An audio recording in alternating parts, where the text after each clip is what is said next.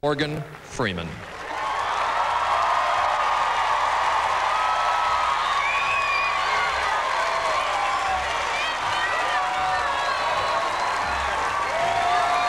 All right, picture this.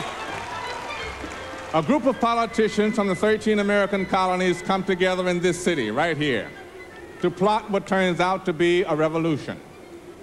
A contentious Continental Congress needs to set forth some convincing reasons for declaring war. Congress turns to a brilliant 33-year-old aristocrat from Virginia, Thomas Jefferson.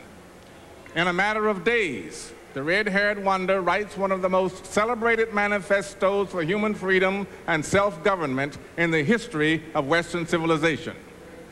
The Continental Congress authorizes Philadelphia printer John Dunlap to print 200 broadsides, poster-sized sheets. The document, unsigned, is then rushed to waiting horsemen who put it in their saddlebags and gallop throughout the colonies. This is the internet of the time.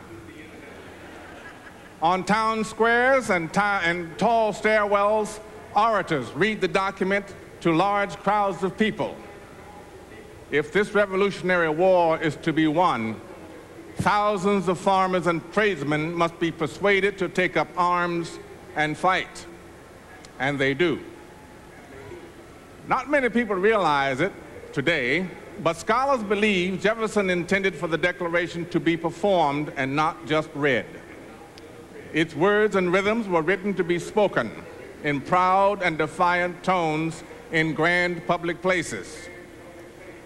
It's a safe bet that the Continental Congress never had in mind a performer like me, a black man. But Thomas Jefferson was not ignorant of the problem of slavery, of course.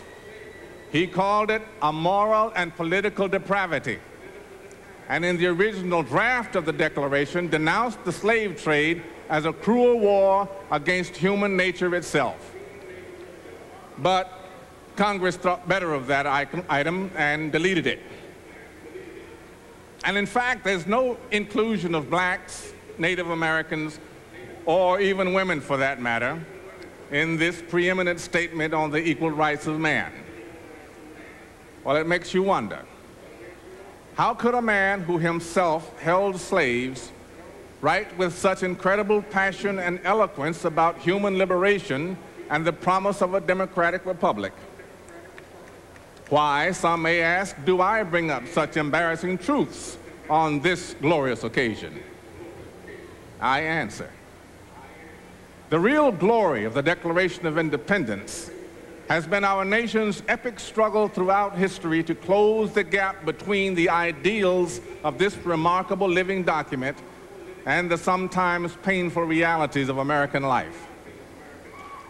The Declaration symbolizes the birth of our nation, of course, but also the constant struggle to achieve its ideals.